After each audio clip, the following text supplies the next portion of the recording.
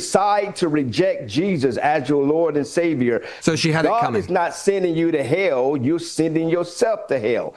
So she had it coming. This woman, she deserved I'm not saying it. she had it coming, and I'm not saying she deserved it. I'm saying she reaped what she sowed. The question that there was no evidence, Pastor Burns. There was no evidence. There was no evidence of drugs. There was no criminal activity. We're not talking about drugs, but when we saying that there was there was an order that was, I'm using it as an example, right? It doesn't matter what the president does or how he is or who his true character is. There's no question, Pastor Burns. Testimony by people like me who know him very well. I understand. Who know him to be a kind man, know him to be a fair man, know him to be a great leader, and many people who have Trump deranged syndrome, no matter what he does or says, do you think there might be the opposite of Trump derangement syndrome, in the other way, where people get a little bit too captivated by him? Might I subtly suggest? No, you don't think that exists? I can't speak for everybody. I can't speak for everybody. The living God, the God of Abraham, Isaac. Well, since you mentioned God, Pastor Burns, Son Jesus Christ, who died on the cross, that's my God. Since you mentioned God,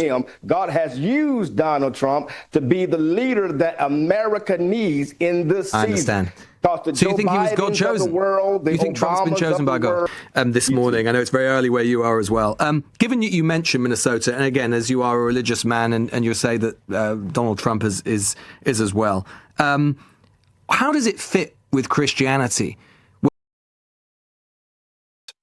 It finally happening, guys. Republicans are beginning to turn on Trump. To tell you truth, I saw this coming because there is no way someone does all he has done and gets away with it. And tonight it's Greenland, yes, Greenland, where a so-called faith advisor is trying to polish invasion talk into strategy. Absolute madness. And Lewis Goodall slices through it in one sentence. If you love explosive content like this and want to see more, click that subscribe button. But there are also many in Europe right now who feel afraid of the United States for the first time in our lives. They feel afraid of your president because he is threatening quite openly, and including, indeed, if reports are to be believed, asking American generals to draw up plans to invade what is effectively European sovereign territory in Greenland. Should we be afraid of you? Well, of course not. I mean, it's preposterous and it's laughable to suggest that our greatest ally, Great Britain, and those of us who are so much alike with our holidays and language and even some of our cultures, we're essentially the same people divided by waters in many cases. And so it's laughable to suggest that Europe, especially Great Britain, needs to be afraid of President Donald Trump or the United States of America.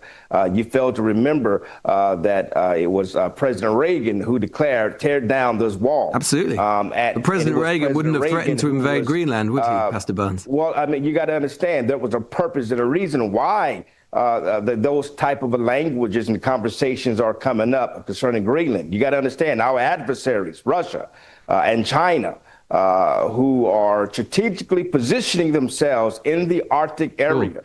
This is a devastating move of military might that Russia and China positioning submarines and nuclear powers within those regions. In which case, that is something that we cannot have. In which case, absolutely, that protects Great Britain. Absolutely, Pastor Burns, and the Danish government and the European Union and Great Britain are all equally concerned with those things, which is precisely why the Danish government and the Greenlanders have said to the United States government, under the existing treaty that you have, which was signed in 1951 under President Truman, you are able to do whatever you want effectively in Greenland. You can have as many military bases as you want. You can have as many soldiers as you want. And yet President Trump is suggesting that he will take Greenland the hard way or the easy way. So that is why people currently right now in Greenland and in Denmark and in the rest of Europe are scared of you. And whether we have the same holidays or not, as you put it, that's understandable, isn't it? Well, again, it's understandable when you don't have American interests as number one. When you're not focused on America. But we're supposed to be allies. We're supposed to be friends. You just said that we're great friends. You just said that we're the same people. So why would you invade the sovereign territory of your own people, as you put it, if we're the same? Well, again, Greenland is not Great Britain. Let's be clear. No, but it's part of it's part of Denmark, which is one of your closest allies. It's not Great Britain, right? You're trying to mix words. We're talking about No, I know Great it's Britain. not. I know it's not Great Britain, but we're friends of Denmark. We're not talking about invading Great Britain. We're simply talking about protecting Great Britain. We're talking about protecting Great Britain. We're talking about protecting those enemies who desire to destroy Great Britain. Well, Pastor Burns, how do we know? The European Union. What we do know is this. Russia, Iran, China are building up their military strategic moves in the region. Right. So let's get into what Pastor Burns actually says, because it's one of those moments where your brain does that little reboot noise. Lewis lays it out plainly. People in Europe are, for the first time, genuinely nervous about the United States because Trump is reportedly floating invasion plans for Greenland. And Burns' response is basically, don't be silly, we're mates, we share holidays. Sorry, what? You don't get to call someone your closest friend and then, how do I put this politely, chat about taking their territory the hard way. That's not friendship. That's a mugging with banter. And then, of course, the pivot. But Russia, but China. Right, yes, external threats exist. And that's precisely why Denmark and Greenland already have a treaty letting the US operate there. So why the theatrics? Why the threats? It's intimidation dressed up as strategy, and Europe can see it. But we know this. We know that they're going to continue to do that while you want to continue to try to talk kumbaya. Our enemies are building up military pressures, submarine bases. Then why haven't you put more soldiers into Greenland now? Then why haven't you put more soldiers into Greenland America, now? You're able. Britain and Europe. Pastor Burns, that's the challenge that we're having. As I say, under the 1951 treaty, you can put in as many soldiers as you like. There used to be 10,000 American soldiers in Greenland. There are now 200. That happened, among other presidents, under President Trump. So if it's such an urgent military problem, why haven't you put more soldiers in hitherto? Why is it only a problem now when Donald Trump has decided, for whatever reason, that he wishes to annex Greenland? Well, I think President Trump is a master at getting the attention of the world. Just like when he one time hinted in a jokingly way that he would run for a third time, when yet everyone knows it's not in our Constitution for a president to run for a third time. And just to get you media talking about the very issues that's on President Trump's heart. The point that I'm making is this. I know this. I know President Trump. And Venezuela is proof of this, that he is a man not to be messed with when it comes to the sovereign and the protection of the America policies and the American interests and our allies. That includes Great Britain. It's laughable to me to see that some, as you stated, are afraid of the United States of America when everything we do oftentimes includes protecting our great friends in the British Empire. Well, let me try this is why it's important for us. We're pleased to say.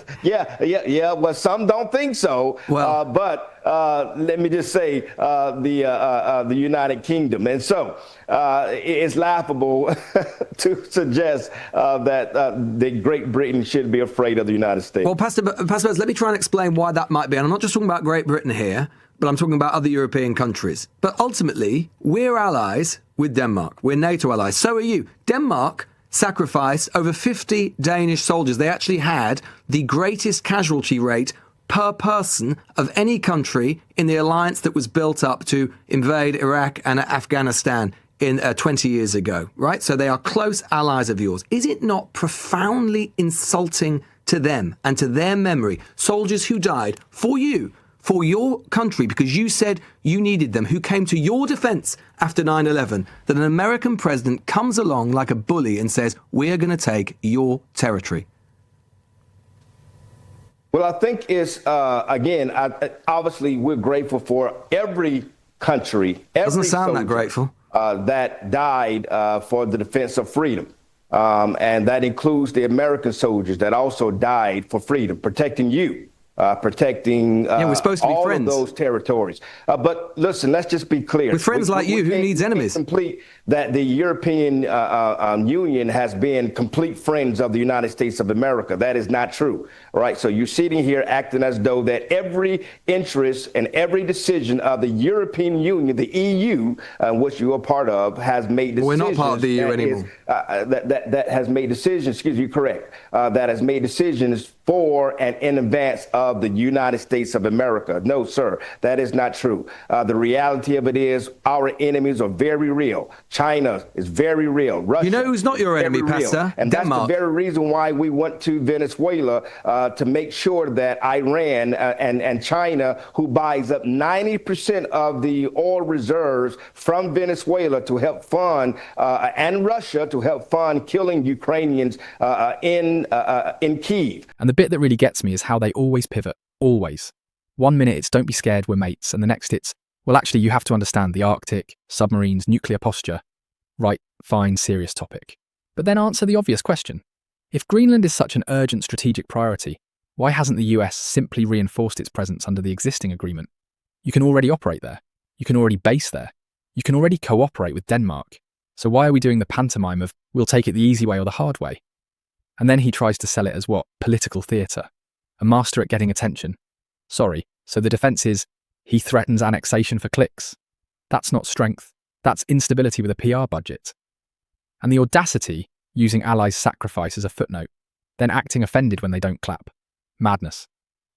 Right now, the innocent children that are dying, the innocent women that are dying to defund the Putin war machine. This is what's on the heart and the mind of President Trump, to make sure that the USSR is not coming back, to make sure that Kyiv is standing, make sure that the Baltic states, and that includes NATO, You're a pastor. is standing. You're a pastor. That's the reality. You're a pastor. And of course, in Christianity, of course, a central dictum is treat thy neighbour as you would treat thyself. Do you think that President Trump right now, with his allies, with his friends, with Denmark, with Greenland, who have done nothing to him but support him, do you think that he's living up to that spiritual dictum? Again, I think that you are mixing words. The reality of it is President Trump's number one goal is to protect American interests. No, sir, that's a fool. That is not true. I know the man, and the man is a giver. And unfortunately, you people like you who've never met him, and you only know him through the lenses of some news clip or some bite by some liberal media outlet that is spreading it around the world. With respect, Pastor Burns. With respect, Pastor Burns. With respect. Let me finish, please. Let me finish, please. Let me finish. Let me finish. The people like you who take these small sound bites and don't know the man, don't know the man as a father, don't know the man as a wonderful, wonderful husband to his wife, Melania, not understanding the wonderful grandfather to his grandchildren and his love for American people. That includes black people, Muslims, Jews, Christians, Hindus, Somalians? all over the world. Somali Americans, if we which want you to call talk garbage. about Somalia, we want to talk about the corruption that is happening in Minnesota. That is not a race issue. That is a integrity issue of these group of people in Minnesota who have taken advantage of American society. And so that has nothing to do with race. That has everything to do with integrity. And these people who are part of these people who are part of this evil manipulation of funds are not good people. And so however you want to try to shape it or frame it, you're trying to dummy down their actions because of your hatred and your disgruntledness of President Donald Trump. So you'd be willing to accept fraud that is happening in America, defrauded the American people, the American tax dollar, just because you despise Donald Trump. There's that is what we call Trump deranged syndrome. And it doesn't matter what the president does or how he is or who his true character is. There's no question, and Pastor Burns. Testimony by people like me who know him very well. I understand. Who know him to be a kind man, know him to be a fair man, know him to be be a great leader, and many people who have Trump deranged syndrome, no matter what he does or says, do you think there might be the opposite of Trump derangement syndrome, in the other way, where people get a little bit too captivated by him? Might I subtly suggest? No, you don't think that exists? I can't speak for everybody. I can't speak for everybody. I can only speak for myself, right? And for me, my God is the living God, the God of Abraham, Isaac. Well, since you mentioned God, Pastor Burns, Son, Jesus Christ, who died on the cross, that's my God. Since you mentioned God, God has used Donald Trump to be the leader that America needs in this season. I understand. So you think he was God chosen? You think Trump's been chosen by God? World has pushed the United States of America behind. It is the leadership of President Trump and those around him that he's chosen to help bring America back to the forefront, to be the shining city on the hill. No, because listen, what gets me isn't even the geopolitical chest thumping. It's the little swivel into morality. The Putin war machine talk, fine, we all want Ukraine to survive. But then, this pastor turns around and basically says, treat thy neighbour, unless your neighbour's Denmark, in which case you threaten to nick their territory and call it protecting American interests. And I'm sorry, but you can't play holy man 1 second and PR bouncer the next. You're mixing words. No, mate, you're mixing scripture with spin. Because Goodall's point is painfully simple. Allies bled alongside America after 9/11. They showed up. They buried their dead. And now you've got Trump world waltzing in like a landlord with a crowbar saying hard way or easy way. That's not strength. That's bullying with a flag on it. And the I know him personally routine, great. I don't need a character reference. I need accountable policy. One final question, Pastor. That's why it is peace through strength. I understand. One final question, Pastor Burns. We're very grateful for your time this morning. I know it's very early where you are as well. Given you mentioned Minnesota, and again, as you are a religious man, and you say that Donald Trump is as well, how does it fit with Christianity when we see a woman, whatever the circumstances, a mother of 3, killed on the streets of Minneapolis, and the president does not hesitate, does not wait for a single second to find out the circumstances or the evidence of that killing, and instead simply declares her a domestic terrorist with no pity and no remorse for the loss for her children and family? How does that align with your, or indeed his, Christianity? Well, I think it's important to realize that this person chose her own death. She chose her own death. She's responsible for her own death. Because she ran over a federal officer. She did not have those circumstances are disputed, as you know, the reality of it is that there's too much video evidence. Let me just say, there's just too much evidence to suggest that she...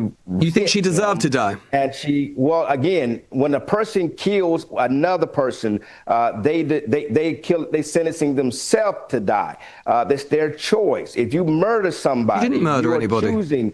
No, but my point of it is a person's decisions. If you decide to reject Jesus as your Lord and Savior, so she had God it coming. Is not sending you to hell. You're sending yourself to hell. It is your choice. It is your decisions. If you decide to shoot up drugs in your arm, and even though people around you saying don't do it, stop. Please be still, but yet you still shooting up drugs in your arm, then whatever happens is because you pushed it to be. And God has a grace and a love. He sends people that says, I'm going to look beyond your faults and still meet your needs. But in the end, you reap, as the Bible says, what you sow. So she had it coming. This woman, she deserved it. I'm not saying she had it coming, and I'm not saying she deserved it. I'm saying she reaped what she sowed. And then right here we go, because now we're not just doing the foreign policy cosplay, are we? Now we're into the bit where a man of the cloth looks at a mother of 3 being killed in the street and goes, well, she chose it. Chose it, as if death is a customer service option you click at checkout. And notice the trick. It's always this smug little pivot from evidence to vibes. Too much video? Everybody knows. She had it coming. And then, because it's never enough, he drags in hell as a prop. Hell. To justify state violence. That's not Christianity. That's political branding with a Bible sticker slapped on it.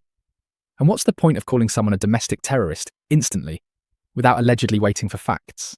It's to license brutality, to make the audience clap instead of think. Tell me I'm wrong. When did law and order become no questions, just bullets?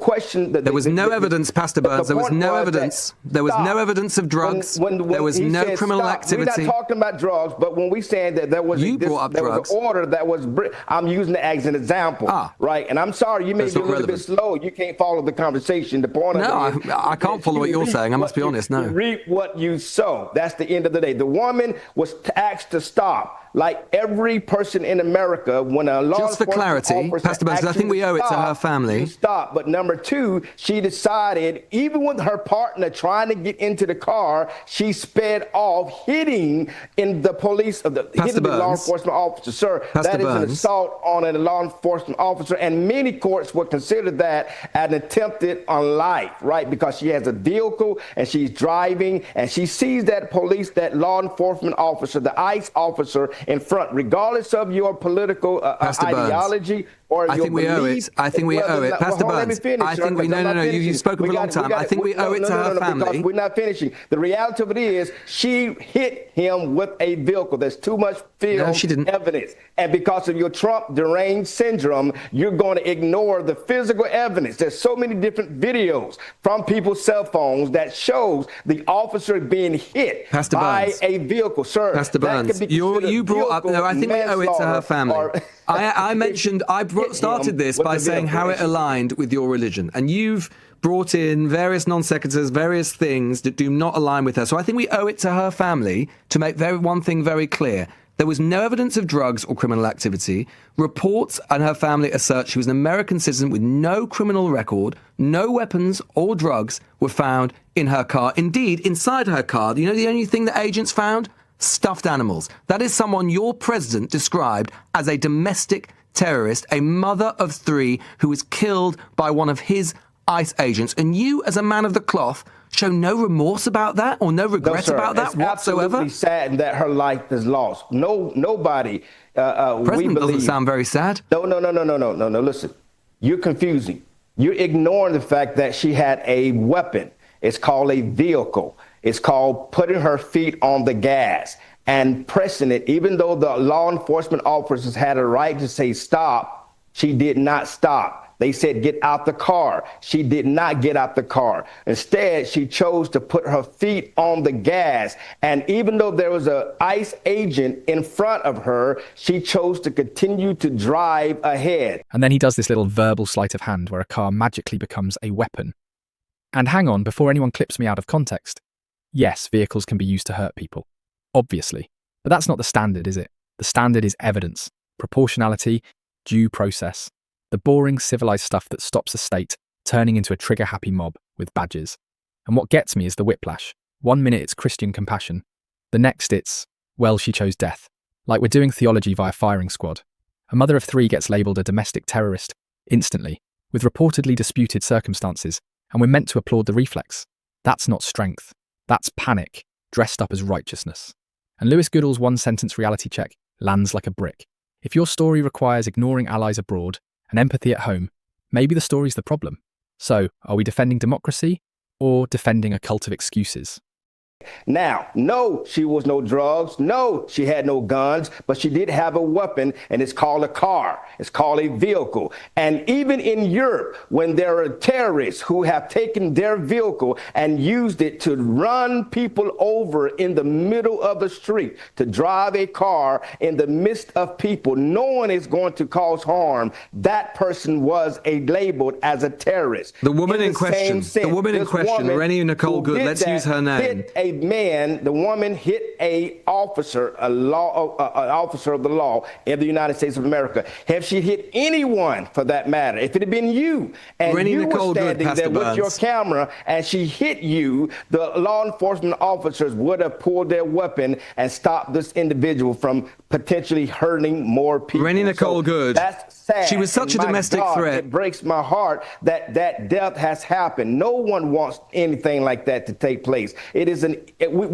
no one should be killed, but the reality she of was it such is, a domestic threat. She was such a domestic threat that she calmly said on video. She calmly said on video that everything was fine, and I'm not mad at you. Seconds before an on-duty immigrations customs enforcement agent fatally shot her. That's how much of a threat that she was, Pastor. the gas, sir. Okay. You're ignoring. You're not even acknowledging that. You're only talking about the Well, you soft know as well as side. I do that it's highly disputed, and local, the Minnesota